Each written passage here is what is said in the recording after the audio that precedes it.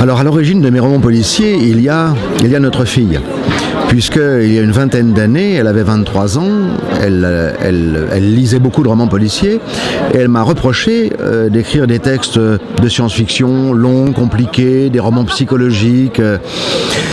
Et elle m'a lancé un défi sans le savoir en me disant un roman policier, c'est passionnant. Moi, je ne lis plus que des romans policiers, mais ça doit être très compliqué parce que il y a une enquête, c'est très subtil, il faut semer des indices, il ne faut pas qu'il y en ait trop. S'il y en a trop, on découvre le coupable avant l'enquêteur. Et pour être plus malin que Sherlock Holmes ou le commissaire Maigret, c'est quand même difficile. Et puis, s'il n'y en a pas assez, on se lasse. Donc, il y a un dosage savant. Et donc, ça doit être très délicat, a-t-elle ajouté, d'écrire un roman policier. Voilà pourquoi tu ne t'es jamais lancé dans cette opération. Donc, mis au pied du mur, j'ai décidé d'écrire un roman policier. J'ignorais d'ailleurs que Coup de théâtre serait le début d'une série. Et c'est vrai que c'est un roman français, c'est un roman à énigme, c'est même un roman, comme on appelle ça, un meurtre en chambre close.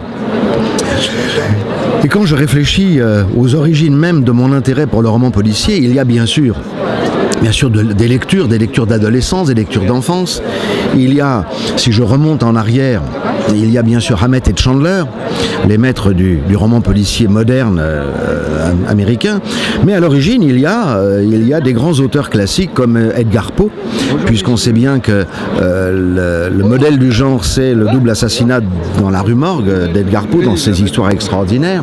Bonjour monsieur. Et puis, il y a aussi de mon côté un intérêt pour les nouvelles technologies qui vient du fait que pendant 20 ans, j'ai écrit des romans de science-fiction. Alors la science-fiction, bien sûr, je ne vais pas parler des auteurs américains de science-fiction, en tête desquels il faudrait placer Bradbury. Bradbury qui non seulement a écrit de la science-fiction, mais Bradbury qui était un poète, quelqu'un que j'ai aussi publié. J'ai eu la chance de connaître Bradbury et de le publier chez Gallimard quand j'étais directeur de collection.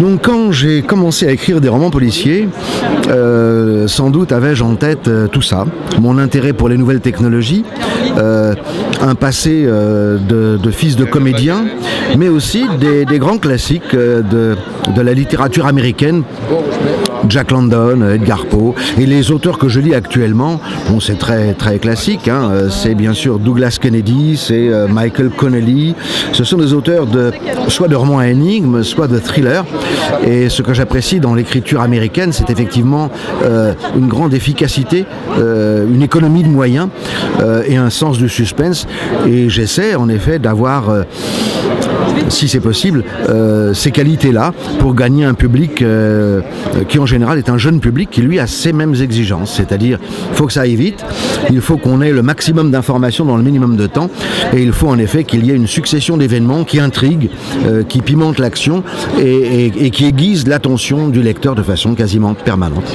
Voilà quelles sont mes origines, les origines de ma passion pour le policier et puis quelles sont mes ambitions. Voilà.